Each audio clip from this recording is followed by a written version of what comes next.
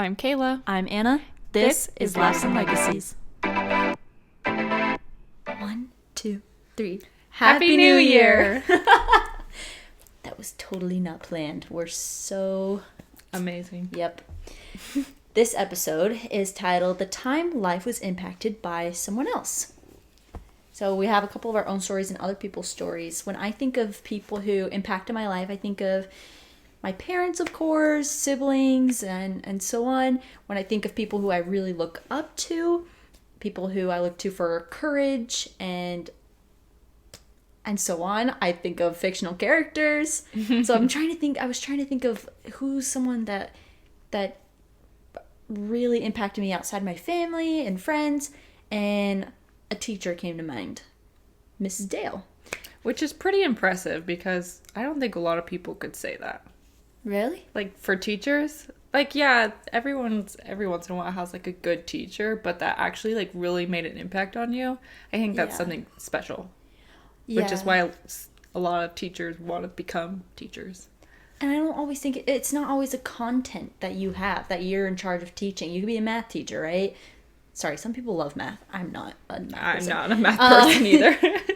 I think that those people stick out because they believe in you. It's those people that believe in you that stick to you, you know? Mrs. Dale, she believed in me. She was my ecology teacher in high school. And I didn't really care about school. I didn't care about a lot of things. And I just had no drive.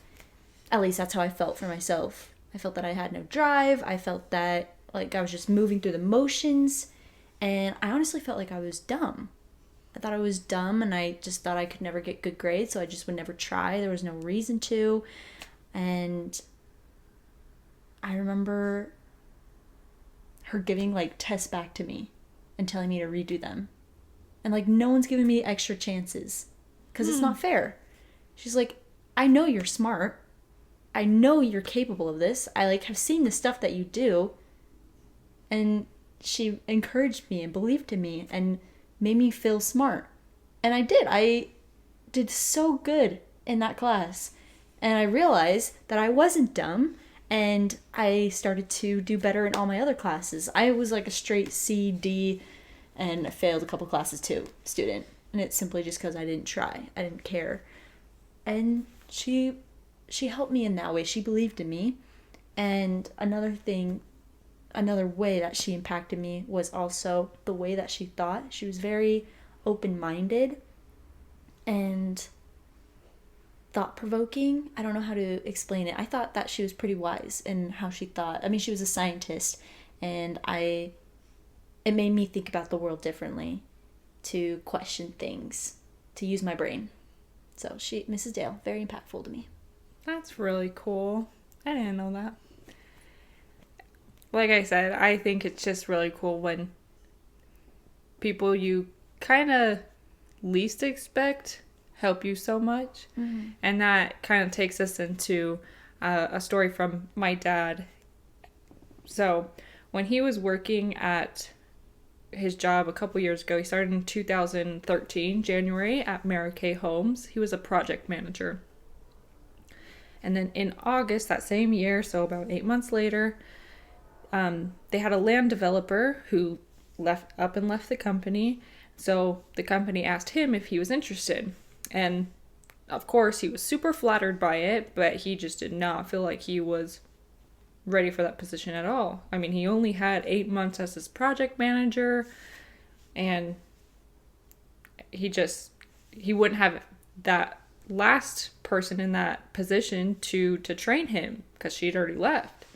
So he's like, I just don't feel confident whatsoever. Like, how about you just put it out into the public, put it on, all those sites that are out there, and do some interviews. And if you do the interviews and you still don't find somebody, I mean, you can ask me again and we can try to talk about it. I just don't feel confident.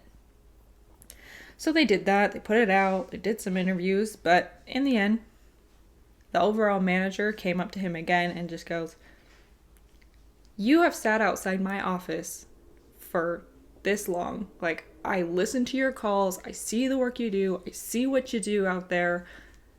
I want you to take the job. And we know you don't have somebody to train you, so we'll be patient with you while you learn. Of course, he made lots of mistakes. And some of them that were really big mistakes, like costing the company money. Lots of it. So, he was definitely afraid lots of times. They're gonna let me go. There's no way I just made this massive mistake that they're not gonna let me go after this. But this overall manager was just so nice. Of course, he didn't let them go unnoticed. He talked with Dad and was like, hey, yeah, this happened. What are we gonna do, right? But they just kept telling him how confident they were in him and that he's gonna figure it out. And they believed in him. Yeah, and that's exactly what my dad said, is they had way more confidence in me than I ever had in myself. Which is really cool, because I feel like most jobs that I've had, it's just kind of like, you're our employee, do the work, and when you're done, get out of here, right? I feel like most don't really care what happened to you as long as you get your stuff done, right?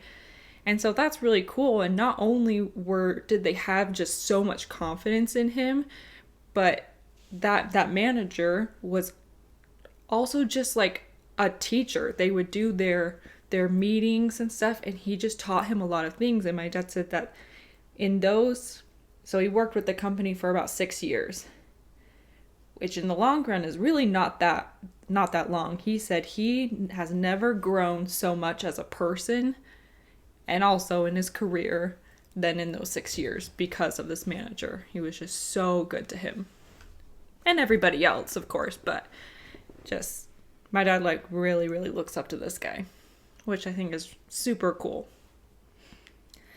And kind of how we had said too, I feel like not always like, oh, this person changed the whole course of my life, but they influenced me in such a way and in a specific time that I just needed. And when I was thinking about it too, I'm like, who do I have in my life? And same thing that Anna said at the beginning. Yeah, you got family members, and I have my husband, and I have my kid, and, you know, they have all changed my life in very good ways. But I just thought of my friend that I had met in Utah. When I first moved up there, I had never had a roommate before.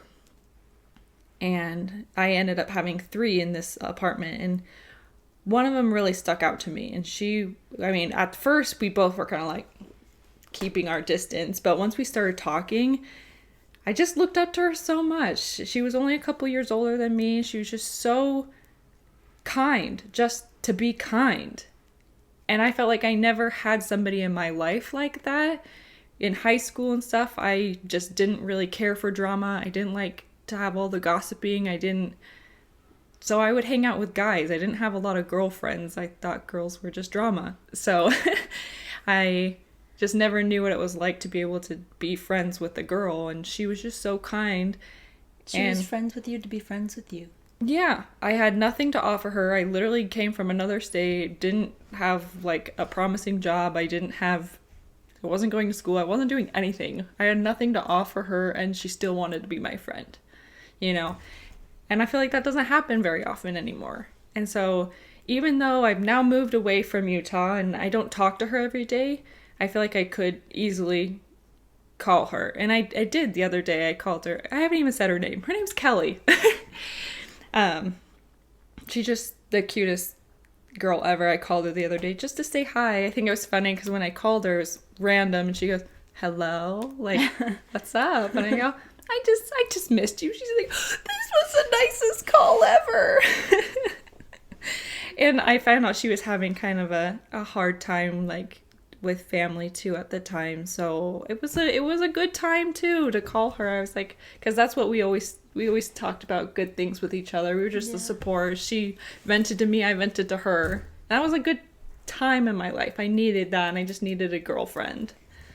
So I think a big thing with like those who are impactful to us in our lives come when we need it, you know? Because if we had met those people at a different time in our life, like, of course they wouldn't have been impactful to us, you know? So I think that that's pretty awesome, that during that time that you needed it, you finally got a good friend. That's pretty cool. Also, a side note about phone calls. I think a lot of times, like, man, I should call this person, and then I don't. But then when I get a call, I'm like, oh my gosh, amazing. How are you? Seriously. My friend that I met, like, freshman year in high school at soccer, she moved away years ago to Illinois, and I just haven't seen her in forever. What was her name again? Jessica. Jessica. Freaking love Jessica. And I just, like, sent her a Snapchat memory from when we were, like, 15. And she, like, called me, like, that day. And we just chatted for, like, it was well over an hour. And it was awesome. That's cute. It was nice. I'm so glad she called me. Calls are good. Yeah. Anytime I get that feeling, I try to call as soon as I can, because there's been so many times that I've ignored it. And I just kick myself. I'm like, I should have just called. Why? What's gonna hurt? Yeah. There's no wrong that's gonna come. Maybe they don't answer. That's it. Hey, you might impact those people too. Just give them a call. These are all the stories that we have for the time life was impacted by someone else. Please think of some of your own. We're going to use this one again. We're going to use almost all the prompts that we've had again. And we want to know your stories. Who's impacted you? And we want to be able to share them on here for others to be touched and to share those laughs and those legacies. Yeah. Have a good one, guys. Bye.